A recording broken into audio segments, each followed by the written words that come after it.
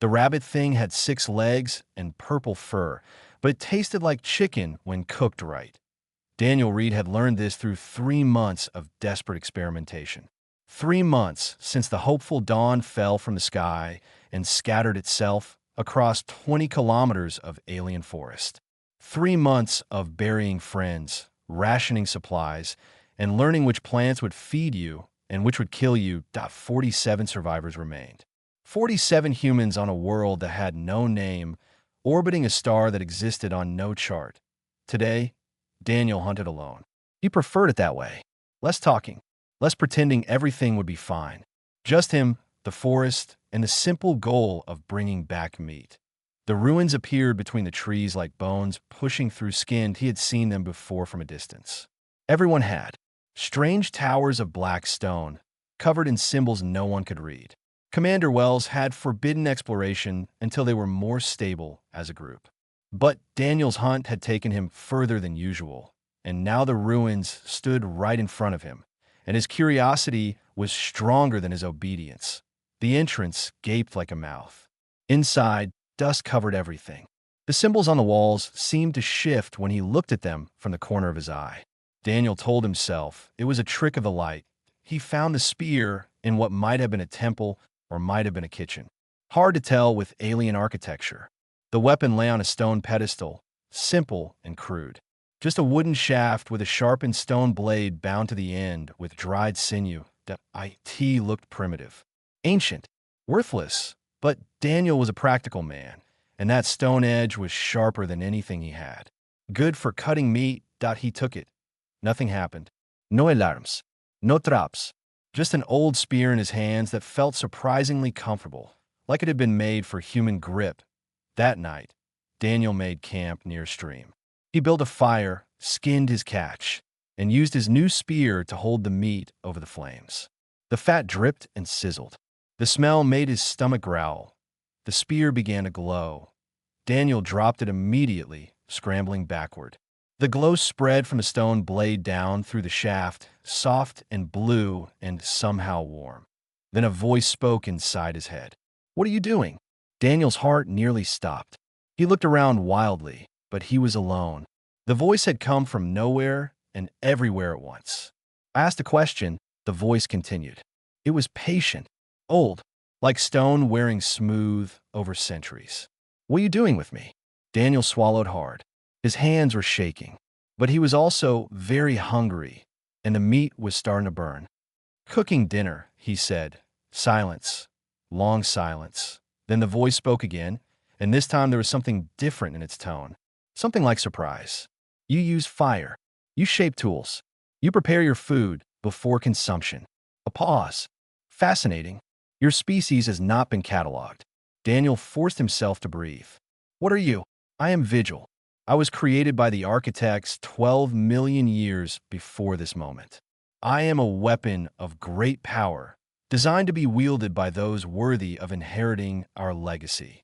Daniel looked at the spear, at the crude stone blade, and the simple wooden shaft. "Your weapon?" "Yes." "And you've been waiting 12 million years?" "Yes." "For what?" "For someone worthy. I have been found 73 times by 73 different species. All of them fail my test." Daniel's mouth was dry. "What test?" "I do not tell them. I simply observe what they do when they find me." "And what did they do?" Vigil's response carried weight. "They tried to kill with me, to conquer, to dominate. They saw power and reached for it with bloody hands. Every single one." Daniel looked at the meat burning over his fire, then at the glowing spear. "I just wanted to cook my rabbit," he said. "Yes," Vigil replied. "In 12 million years, across 73 species, you are the first being to use me for something so simple, so practical, so utterly without ambition for power." The glow intensified. Daniel felt something brush against his mind, gentle but vast. "I must scan your species," Vigil said. "I must know if this moment represents your kind or merely yourself." "Scan. It will not harm you. I simply need to understand what humans are." Daniel thought about refusing, but he was stranded on an alien world with a talking spear. And honestly, what was one more impossible thing? "Fine," he said. but I'm finishing my dinner first. He picked up the spear, still glowing, and went back to cooking his meat. Vigil said nothing, but Daniel could feel its attention on him. Watching, analyzing, trying to understand a species that found an ancient weapon of unimaginable power and used it to roast a rabbit. Daniel took a bite. Not bad. Could use salt. Behind him, in the ruins, other symbols began to glow. Across the galaxy, other weapons stirred in their long sleep. Something had changed. Something had finally begun. Daniel finished his meal before he let Vigil scan him. It felt important somehow, like he needed to prove that dinner came first, even when dealing with ancient cosmic weapons. I am ready, Vigil said. Open your mind. How do I do that? Simply stop resisting. Daniel realized he had been clenching his thoughts like a fist. He let go. The universe rushed in. He saw Earth from above, blue and green and swirling white. He saw the first human ancestor picking up a rock and realizing it could break things. He saw fires spreading from tribe to tribe, cooking meat, warming bodies, pushing back the dark. He saw war. So much war. Swords and arrows and bombs that could crack the sky. He saw trenches filled with mud and blood. He saw cities burning. He saw children crying in the rubble. But he also saw something else, that a soldier carrying an enemy across a battlefield to save his life. A doctor working through the night to heal strangers. Hands reaching across borders, across languages, across every difference that should have made them enemies. That he saw humans building. Pyramids and cathedrals and space stations. He saw art that made no logical sense, but somehow meant everything. He saw music that carried emotions words could not touch. He saw a species that never stopped, never gave up, never accepted that impossible meant impossible. The scan ended. Daniel was on his knees, gasping, tears streaming down his face. 12 million years, Vigil said. The voice was different now, softer, almost reverent. I have scanned 73 species. None of them were like you. Daniel wiped his eyes. What do you mean? The Keller built empires across 1,000 worlds. When they found me, their first thought was conquest. The Vreth were scientists who had unlocked the secrets of matter itself. When they found me, their first thought was destruction. The Omnari were peaceful philosophers who had never known war. When they found me, war was all they could imagine. Vigil's glow pulsed gently. But you humans, you have known war. You have committed atrocities that would shame the cruelest species I have encountered. And yet you also build hospitals for your enemies. You feed strangers. You cross oceans to help people you will never meet. Daniel laughed weakly. We're complicated. You are paradox, Vigil agreed. You contain multitudes. You are capable of the worst and the best, sometimes in the same moment, sometimes by the same person. You destroy with one hand and heal with the other. Is that bad? It is unprecedented. Vigil paused. Every other species was consistent, violent or peaceful, conquering or passive, curious or afraid. They were one thing, and I could predict what they would do with power. And us, I cannot predict you. I can only observe. And what I observe is a species that sees tools as solutions, not symbols. A species that asks not what can I control, but what can I fix. Daniel stood slowly. His legs were weak. What does this mean? It means humanity is marked. The word hit him like a physical blow. He felt it resonate through his bones, through his blood, through something deeper than cells and DNA. Marked for what? You are now inheritors of the architect legacy. Every weapon we created, every piece of technology we left behind, belongs to humanity. The greatest power in the galaxy is now yours to claim. Daniel stared at the crude-looking spear in his hands. This is the greatest power in the galaxy. I am one of thousands, scattered across every sector of space. For 12 million years, species have fought and died trying to collect us. Entire civilizations have been erased in the hunt. And now, by right of worthiness, all of it belongs to you. Before Daniel could respond, Vigil's tone shifted. Sharp. Alert. We are not alone. What? My awakening sent a signal across the galaxy. Others have heard it. They are coming. Daniel felt cold. Who? Three factions: the Dominion of Scales, the Choir, the Silent Ones. They have been hunting architect weapons since before your species existed. They are already racing toward this world. How long do we have? 18 hours until the first ships arrive. Daniel thought of the 47 survivors in their camp. No weapons, no jeeps, no way off this planet. We'll die, he said. Perhaps, Vigil replied. But I have sent another signal as well. To the other weapons. They're waking across the galaxy. And they're curious about the species that use me to cook dinner. The spear's glow intensified until Daniel had to shield his eyes. The question now, Vigil said, is what will humanity do with power it never asked for? Daniel looked at the stars appearing overhead. Somewhere among them, alien warships were already changing course. Coming for them. Coming for the weapon in his hands. He was just a survivor. A cook. A man who wanted to feed his people. But apparently, he was also something more now that he started walking back to camp. The others needed to know. Everything had changed. Patricia Wells had survived 30 years in the colonial service. She had seen riots on mining stations, plagues on frontier worlds, and the slow death of the hopeful dawn as it fell burning through an alien sky. Nothing had prepared her for a cook holding a glowing spear and claiming humanity had inherited the galaxy. You expect me to believe this? She asked. Daniel stood in the center of camp. The other survivors had gathered around, 46 faces showing various combinations of fear, confusion, and exhaustion. The spear in his hands pulsed with soft blue light. I don't expect anything, Daniel said. But we have about 17 hours before alien warships arrive, so maybe we should skip the part where you think I'm crazy. Perhaps I can clarify, Vigil said. The voice came from everywhere and nowhere. People screamed. Several fell backward. Old Pete actually pulled out the knife he had been sharpening and threw it at Daniel. Your species has interesting reflexes, Vigil observed as the knife clattered harmlessly to the ground. Patricia's hand went to the pulse pistol at her hip. It was the only weapon they had salvaged from the crash. What are you? I am Vigil. I'm 12 million years old. I was created by a species called the Architects who wished to leave their legacy to a worthy successor. For all that time, I have waited, tested, rejected, and now I have found humanity, a species that used an ancient weapon of incalculable power to cook a rabbit. Someone in the crowd laughed. It was nervous laughter, but it broke the tension. Why does that matter? Patricia asked. Because every other species tried to conquer with me first. They saw power and reached for it with greed and violence. Your Daniel saw a sharp edge and thought about dinner.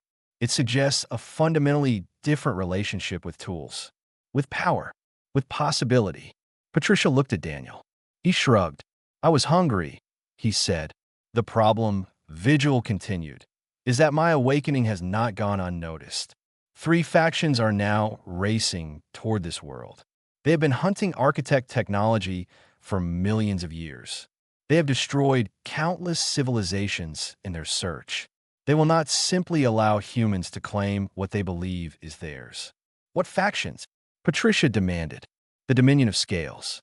Reptilian conquerors who rule through fear and strength. They have subjugated 40 worlds and destroyed 12 more that refuse submission.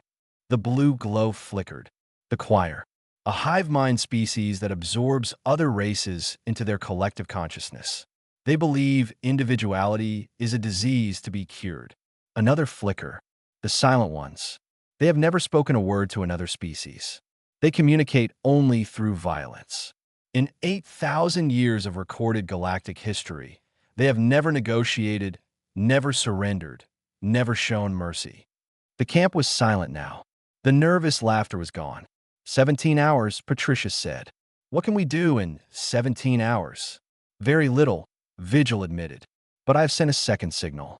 To my brothers and sisters. The other weapons scattered across the galaxy. More weapons. Thousands. Each one is waking now. Each one is learning about the species that was marked. And some of them have already been found. Found by who? By humans. Patricia blinked. What? Your species has spread far in the short time since you left your homeworld. Colony ships, exploration vessels, Mining operations. Humans have touched hundreds of worlds, and on some of those worlds, they have found things they did not understand. Vigil's glow brightened. A woman on a research station used an architect device to power her coffee maker. A child on a colony world played with an architect artifact like a toy. A man on a trading outpost used an architect engine to heat his home through winter. Daniel started to understand. They all did what I did. Yes, they found objects of immense power and used them for simple, practical purposes. No conquest, no domination, just humans being humans. And these weapons are waking up. Patricia asked. They are, and they're coming here. They wish to see the species that their brother chose. They wish to understand what makes humans worthy. How many? I do not know yet. Dozens. Perhaps hundreds. Perhaps more. Patricia looked at the sky. It was still dark, still filled with unfamiliar stars. Somewhere up there, alien warships were burning toward them at speeds she could not imagine.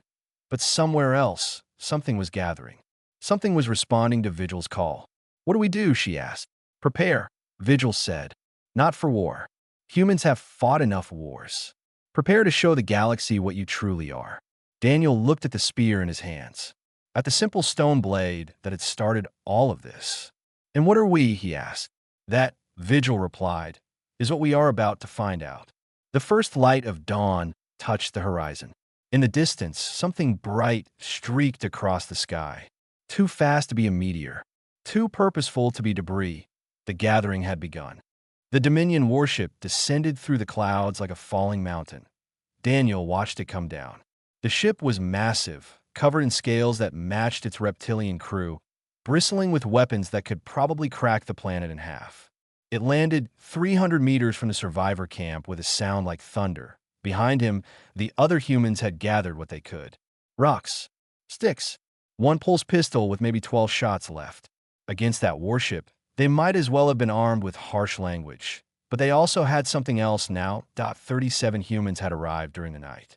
They came on ships that materialized from nowhere, guided by architect weapons they had awakened across the galaxy.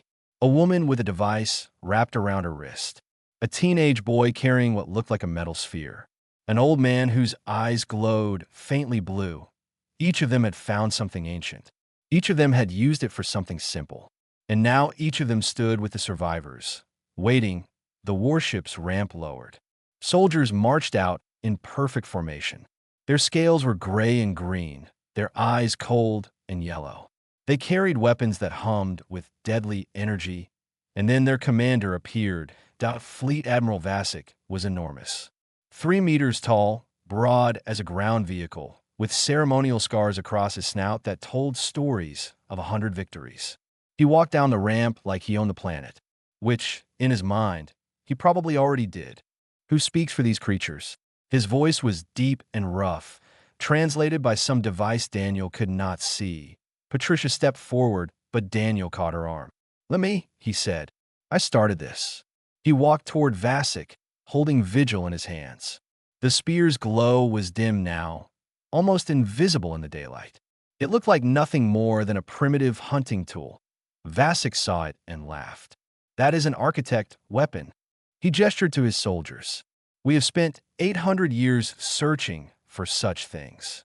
We have burned worlds, destroyed species, erased entire civilizations from history. He leaned down toward Daniel, his breath hot and rotten. And you hold one in your soft little hands like a cooking stick. It is a cooking stick, Daniel said. That's what I use it for. Vasek's laughter died. His eyes narrowed. You mock me. No, I'm telling you the truth. I found this in some ruins. I use it to cook dinner.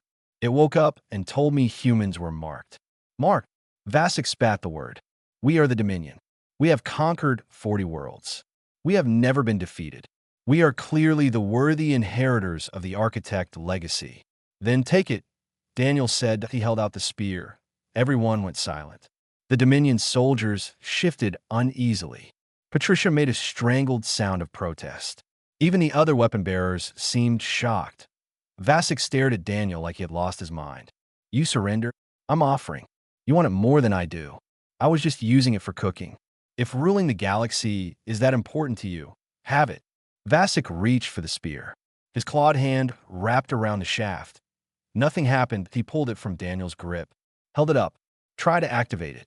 Nothing, just a stone blade on a wooden stick. Cold and dead and ordinary. What trickery is this? Vasek roared. You cannot wield what you do not understand, Vigil said. The voice came from everywhere, calm and patient. For 12 million years, I have watched species reach for power. You are no different. You see a weapon and think only of conquest.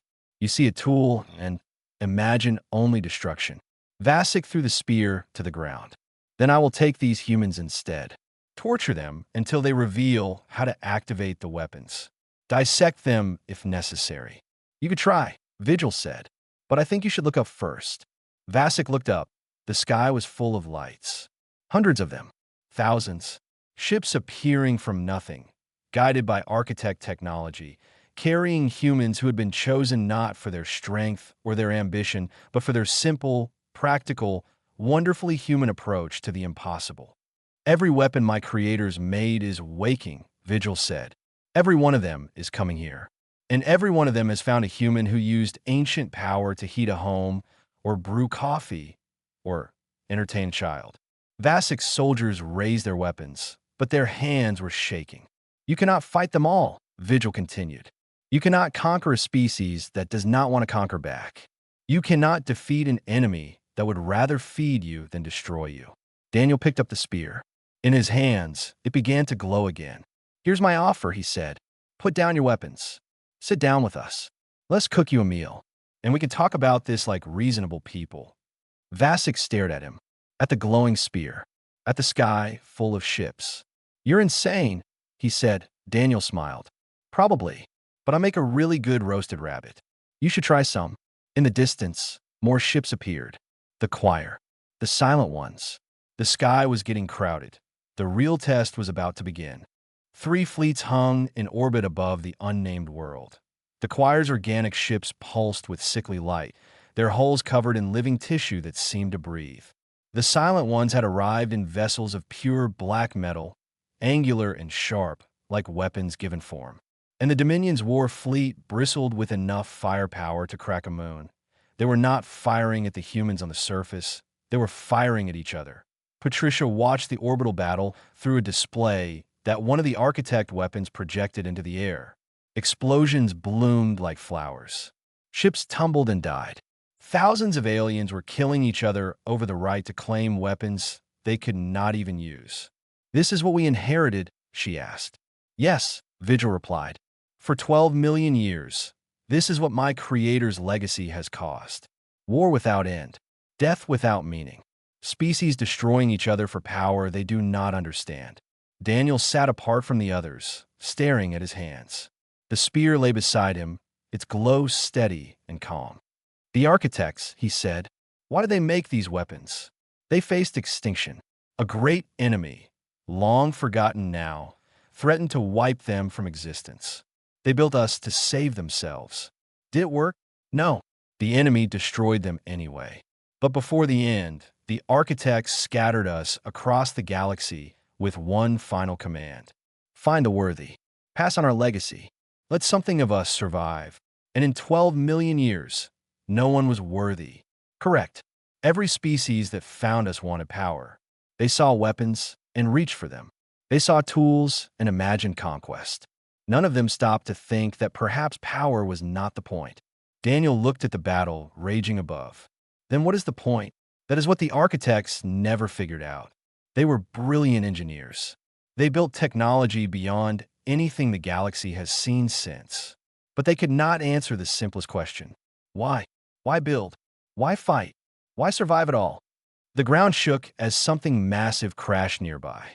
A piece of debris from the orbital battle, burning as it fell through the atmosphere.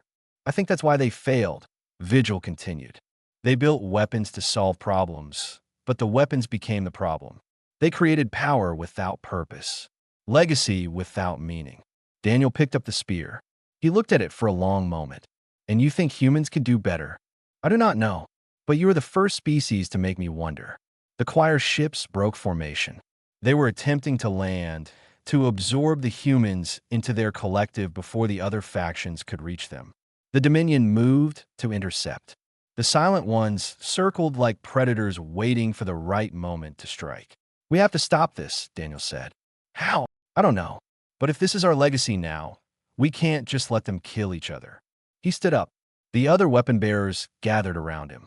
Men and women and children from across human space, each holding an architect artifact, each wondering what they were supposed to do with power they had never asked for. "Vigil," Daniel said. "Can we project our voices to all 3 fleets?" "Yes. But why would they listen?" "Because we're going to offer them something they've never been offered before." "What?" Daniel smiled. It was a tired smile, a human smile, the smile of a species that had seen too much war and somehow still believed in peace. "Dinner." The weapon bearers formed a circle. Their artifacts began to glow.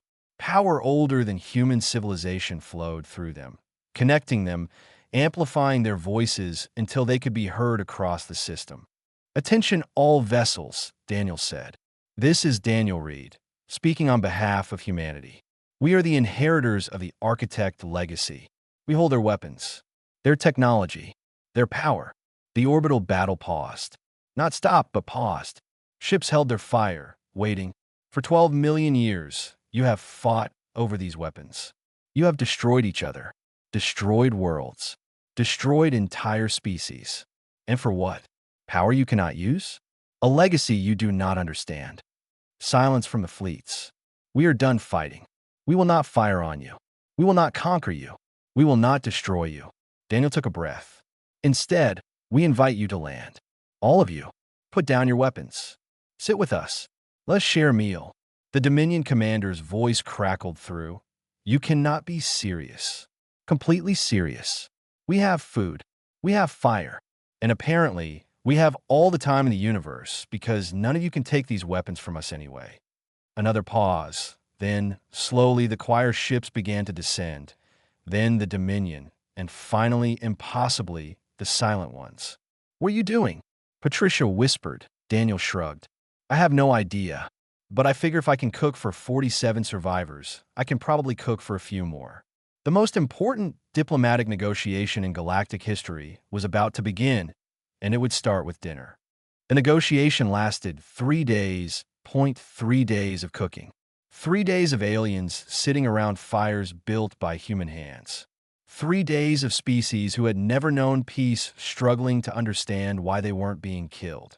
The choir found the concept of individual meals confusing. They were used to absorbing nutrition collectively, sharing everything through their hive mind. Watching humans eat separately, tasting different foods, enjoying different flavors, seemed impossibly strange to them. The Silent Ones had never communicated except through violence. When Daniel handed their leader a bowl of stew, the creature stood frozen for nearly an hour, unable to process that something was being given without a trap attached. And Vasek, the Dominion commander, kept watching Daniel like he expected a knife in the back at any moment. "Why are you doing this?" Vasek asked on the second night. Daniel was turning meat over a fire. The architect weapons had made it easy. They could generate heat, purify water, create force fields to keep the rain out. But Daniel still preferred to cook the old way, with real flames and real effort. "Doing what?" "Feeding us. You could destroy our fleets. Your weapons are more powerful than anything we have. You could rule the galaxy." "Why would we want to rule the galaxy?" Vasek blinked. "Power. Security. To ensure your species survives. My species survives by cooperating, by building, by helping each other." Daniel handed Vasek a skewer of roasted meat. "We're not very good at being alone." Vasek took the food. He stared at it suspiciously. "Eat it," Daniel said. "It's good. I promise." Vasek ate. His eyes widened slightly. "This is pleasant." "Told you." On the third day, Vigil spoke to the assembled leaders. "For 12 million years, I have watched species fight over the legacy of my creators. The architects built weapons to survive. They failed, but they also built something else. Something they did not understand." The spear's glow brightened. "They built hope. Hope that someday, a species would come along that saw tools as solutions, not symbols. A species that asked not what can I control, but what can I fix. Vigil's voice softened. Humans are not perfect. They have committed atrocities. They have waged wars. They have destroyed each other with the same passion they use to heal each other. But they have something none of you do. What? Vasek asked. They see strangers and wonder how to help them. They see enemies and imagine making peace. They see ancient weapons of unimaginable power and think about cooking dinner. The choir's speaker unit clicked. This is illogical. Power exists to be used. Those who do not use it will be destroyed by those who do. And yet here you are, Daniel said, sitting around our fire, eating our food, still alive. The Silent One's leader moved for the first time in hours. It reached into a pouch and pulled out something small and dark. A seed, Daniel realized. Some kind of alien plant. The creature placed it in Daniel's hand. Then it stepped back and bowed its head. A gift, Vigil translated. The first gift the Silent Ones have ever given to another species. It is a seed from their homeworld, a symbol of growth and new beginnings. Daniel looked at the seed, at the creature that had given it, at the gathered representatives of 3 factions who had never known anything but war. Thank you, he said. The Silent One made a sound, low and rumbling. Not a word, exactly, but something close. It says you are welcome, Vigil said, and there was wonder in the ancient weapon's voice. In 8,000 years, it has never said that to anyone. By the end of the 3rd day, something impossible had happened, a ceasefire. The first in galactic history. The Dominion, the Choir, and the Silent Ones agreed to stop fighting.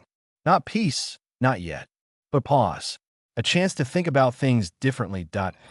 As the alien ships prepared to leave, Vasek approached Daniel one last time. Your species is insane, he said. Probably. You have the most powerful weapons in the galaxy, and you use them to cook meat. Best use I could think of. Vasek shook his head. I have conquered 40 worlds. I have never been defeated in battle. And I have no idea how to fight someone who does not want to fight back. Maybe you don't have to fight anyone, Daniel said. Maybe you could just stop. Vasek stared at him. For a moment, something shifted in those cold yellow eyes. Something that might have been possibility. Perhaps, he said. Perhaps. After the aliens left, Vigil spoke to Daniel alone. The architects hoped to unite the galaxy through power. They failed, but you may have found another way. Daniel looked at the seed in his hand, at the fires still burning where enemies had shared meals, at the humans who had come from across the stars, carrying weapons they barely understood. What way is that? Dinner, Vigil said. It is difficult to hate someone who has fed you. Daniel smiled. He was tired, exhausted really, but also hopeful in a way he had not felt since the hopeful dawn crashed on this nameless world. We should build a kitchen, he said. A real one. If we're going to host the galaxy, we need somewhere proper to cook. And so they did. Word spread across the stars.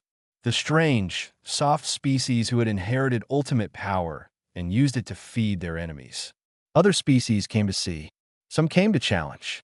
Most stayed for dinner. The war for the architect legacy ended not with conquest, but with a meal, and humanity's place in the galaxy was secured not by the weapons they held, but by the simple, ancient, wonderfully human act of sharing food with strangers. Some legacies are written in blood and fire. This one was written in smoke and spices, in warmth and welcome, in a simple truth that everyone needs to eat. Even the universe, it turns out, is better with a good cook.